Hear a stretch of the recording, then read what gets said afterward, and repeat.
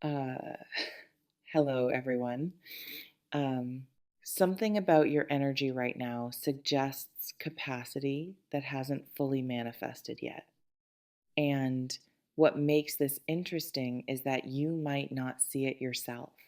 You might be operating from a small vision of who you are when the truth is you're capable of significantly more. You're underestimating yourself. Not in an everyone's special kind of way, in a specific, observable way where the gap between what you think you can do and what you're actually capable of is massive. Let me describe what this looks like. You may have been playing it safe for a long time, staying in your comfort zone, choosing security over growth, convincing yourself that modest goals are realistic and anything bigger is delusional. Some people experience this as being practical, as being responsible, as managing expectations so they don't get disappointed. They think small dreams are wisdom when they're actually just fear wearing a sensible outfit. It might feel like you're being mature by not wanting too much, by not aiming too high, by not setting yourself up for failure, by attempting things that feel out of reach. But here's what's actually happening: you've been conditioned to think small by people who were threatened by your potential, by experiences that punished you for standing out, by a world that prefers you manageable over magnificent. Let's pause here. This reflection invites you to consider: when did you start believing you weren't meant for big things? Maybe someone told you to be realistic when you shared a dream. Maybe you tried something and failed and internalized that as proof you weren't capable. Maybe you watched others succeed and decided success was for them, not you. You may have constructed an entire identity around being ordinary, around not being the person who does remarkable things, around staying in your lane and being grateful for what you have without reaching for more. It's possible that identity is a cage you built to feel safe, and now the cage is too small, but you're so used to it you've forgotten you could leave. Some people would rather stay in cages they know than risk the exposure of stepping into their actual size. They'd rather be safely small than vulnerably big. You may be one of those people, telling yourself you're happy where you are when really you're just scared of where you could go. Convincing yourself you don't want more when really you're terrified of trying for it and failing. It can feel arrogant to believe you're meant for big things, like you're being unrealistic, like you should be more humble, like wanting significance means you think you're better than everyone else.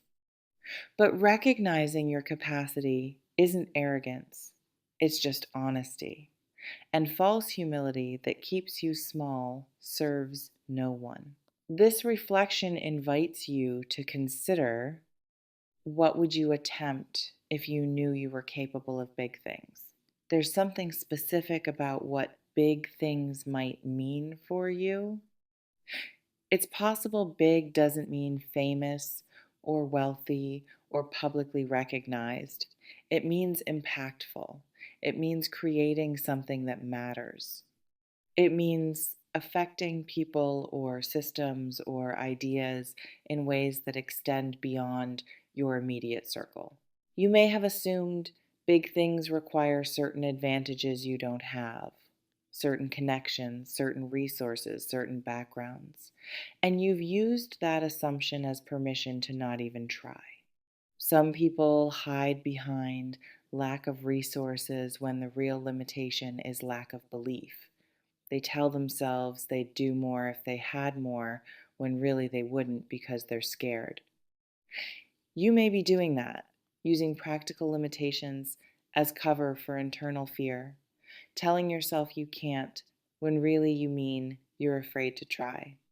Or maybe big means scale. You've been operating locally when you could operate globally. You've been thinking in terms of tens when you could think in terms of thousands. You've been limited by geography or reach when technology has eliminated most of those barriers. It can feel safer to stay small and local, like you can control it better, like you can maintain quality, like expansion means losing something essential. But sometimes staying small means limiting your impact unnecessarily, means helping fewer people than you could, means keeping your gifts from reaching those who need them most.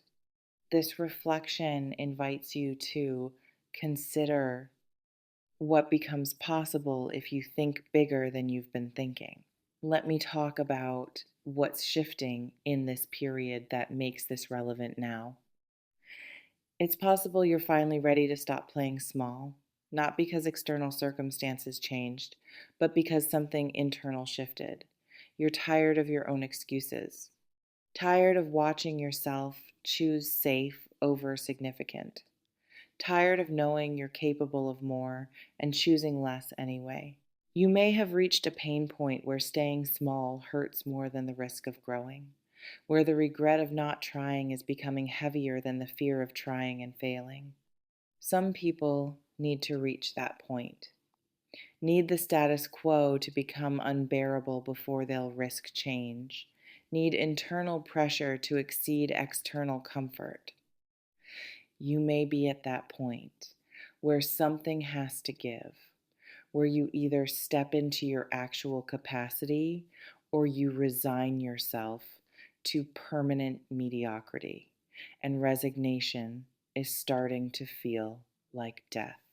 It can feel dramatic to frame it that way, like it's not that serious, like you can just keep going how you've been going and be fine. But you won't be fine.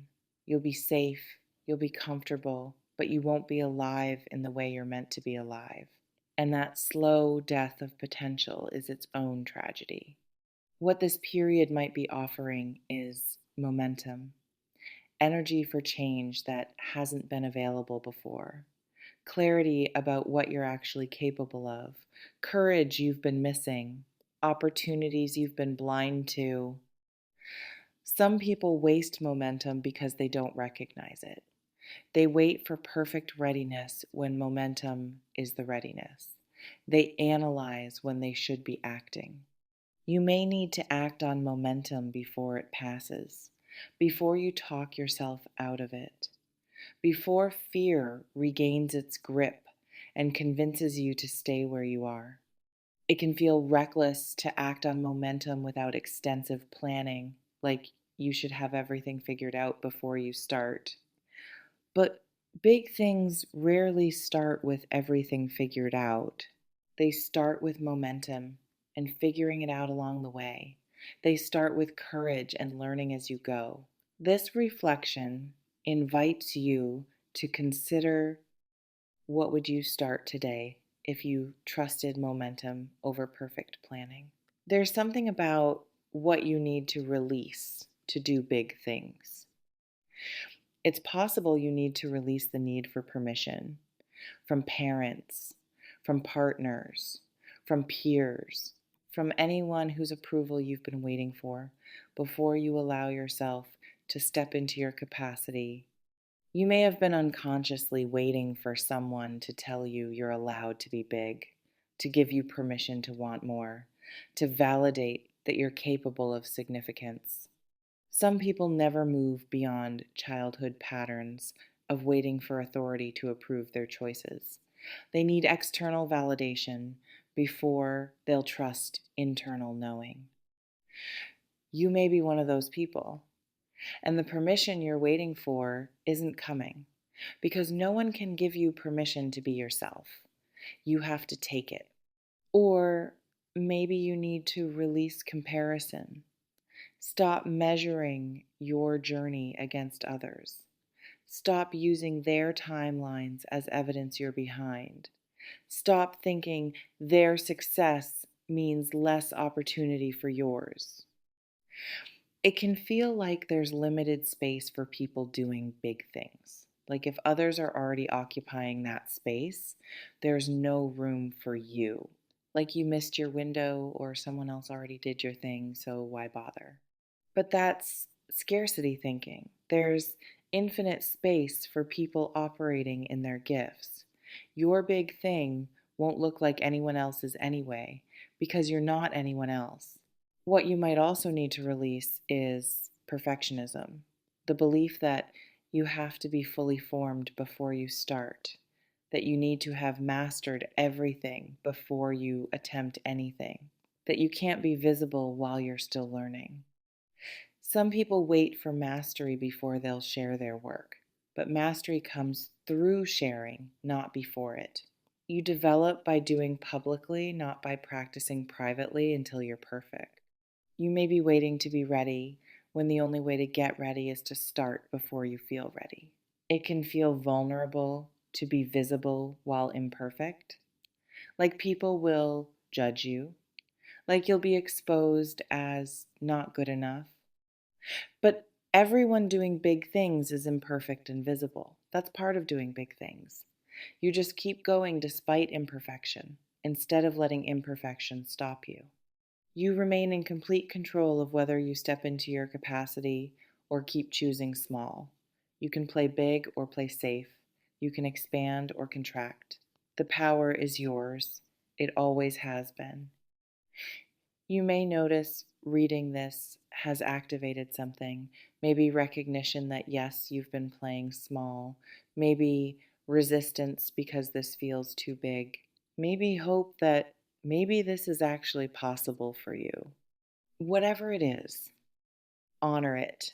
Take what resonates, softly release the rest, trust yourself. Before we close, I want to ask you something. What would you do if you believed you were actually capable of big things? Drop it in the comments. And this, what's the story you tell yourself about why big things aren't for you? I don't know who you are, but you're going to do big things in this world is less than has home. Zero hash is greater than, not because I can predict the future, but because the energy you carry suggests unrealized capacity, potential that hasn't fully activated, gifts that haven't been fully deployed. And something in this period is calling that potential forward, is creating conditions for activation, is demanding you finally step into your actual size. Not eventually, in this period. Trust yourself with this. Trust that you're capable of more than you've been attempting. Trust that big isn't reserved for other people. Trust that the world needs whatever gift you're carrying, and your job is to stop hiding it. See you in the next one. And listen. Playing small doesn't serve the world, it doesn't protect you either. It just keeps your gifts from reaching the people who need them. Stop playing small, start playing true. The world is waiting for your big. Take care.